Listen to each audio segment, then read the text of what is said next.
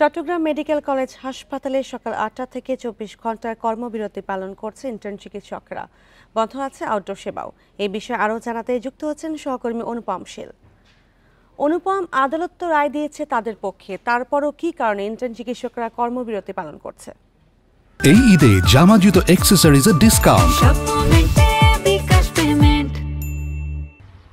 Intern চিকিৎসক সংগঠন তাদের যে অভিযোগ যে গতকালকে ঢাকায় তাদের চিকিৎসকদের যে শান্তিপূর্ণ মিছিল এবং বিক্ষোভ সমাবেশ বা সমাবেশে পুলিশের হামলা এবং লাঠিচার্জ করা হয়েছিল, সেই প্রেক্ষাপটেই আসলে তাদের চট্টগ্রাম মেডিকেল কলেজ হাসপাতালের ইন্টার্ন চিকিৎসক আওসাফ আদিব তিনি আহত হয়েছেন এবং তার এই প্রেক্ষাপটেই তারা মূলত আজকে ২৪ ঘন্টা কর্মবিরতিতে গেছে।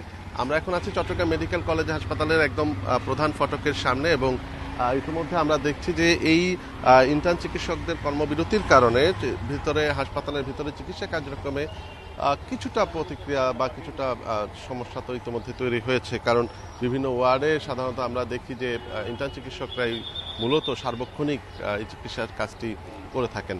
তবে চট্টগ্রাম মেডিকেল কলেজ হাসপাতাল কর্তৃপক্ষ যেটি বলছেন যে এই মুহূর্তে তারা চেষ্টা করছেন এখানে যে পোস্ট গ্রাজুয়েট চিকিৎসকরা আছেন এই হাসপাতালে তাদেরকে দিয়ে চিকিৎসা সেবা কার্যক্রমটি স্বাভাবিক রাখার জন্য। এবং আজকে সকাল 11টা নাগাদ এখানে ইন্টার্ন চিকিৎসকদের একটি সমাবেশ অনুষ্ঠিত হবে। সেখান থেকে তারা যেটি বলছেন যে তাদের এই কর্মসূচি কেন্দ্র থেকে ঘোষিত কর্মসূচি এবং তারা কেন্দ্রের যে পরবর্তীতে যে ধরনের সিদ্ধান্ত আসবে সেই সিদ্ধান্তের সাথে তারা একমত বা একাত্মতা পোষণ করবেন এবং সেই বিক্ষোভ সমাবেশ থেকে হয়তো পরবর্তী করণীয় নির্ধারণ করা হবে।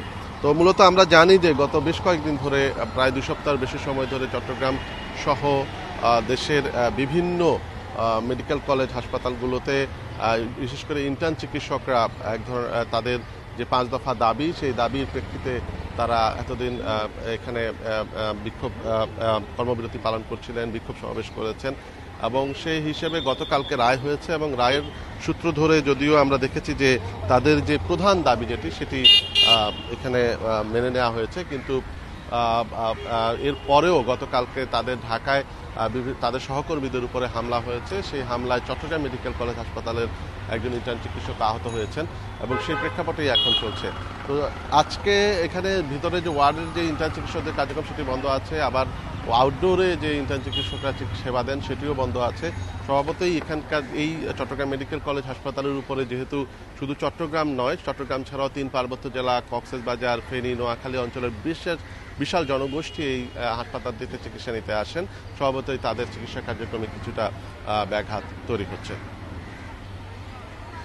চট্টগ্রাম মেডিকেল কলেজ হাসপাতাল থেকে জানাচ্ছিলেন সহকর্মী অনুপম শীল।